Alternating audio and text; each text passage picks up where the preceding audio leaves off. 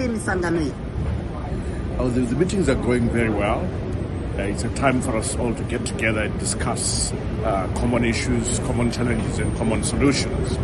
One issue that has come up certainly on the financial front is the issue of sovereign debt, where most countries around the world are experiencing high debt levels. For us in Zimbabwe, we have a plan.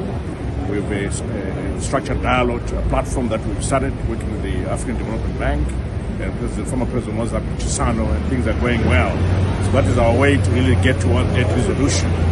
So what we are finding in most countries in Africa is that they're spending more servicing interest on debt than offering social services to the common citizenry.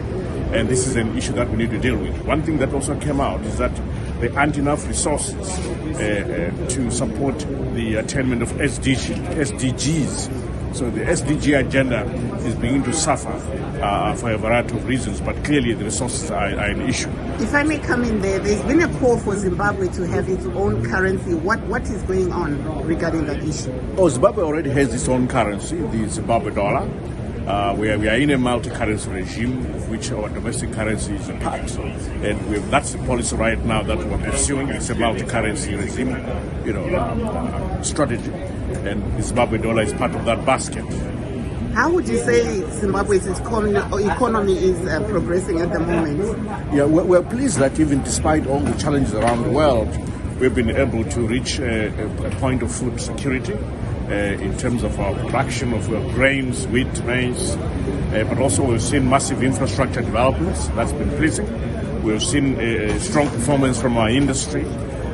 Strong investment in the mining sector, really right across the board.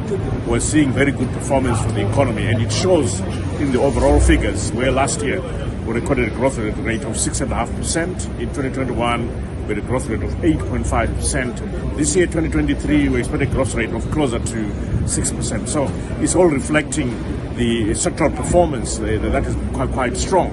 Of course, we continue to have challenges such as the high debt levels, external debt, and we are also dealing with that. It's a process, it's a marathon, it's not a sprint. What about the issue of sanctions? We had the South African President Cyril Ramaphosa calling on the West to remove the sanctions. Absolutely. We're pleased that several heads of states in Africa are calling for the removal of sanctions on Zimbabwe. This is a good camaraderie that they're showing. Sanctions are hurting us. We're not able to access lines of credit easily. And this is a challenge in terms of getting the economy to grow more sustainably. We have to work extra hard to even get the growth that we're experiencing to take place. So once sanctions are removed, we're able to access credit a lot easier. It will really make it easier for the citizens of Zimbabwe. But the US says these are targeted, so what do you think? They cascade to everybody. You could be targeted, but eventually they cascade to everybody. The economy is made out of linked individuals, linked companies. So if one person is affected, it is a contagion effect. It affects everybody. But also it's about the label. Once certain individuals are sanctioned, then you become, technically a sanctioned country, a country of sanctioned individuals. So there's a cascade to everybody, the whole economy. So it impacts everything.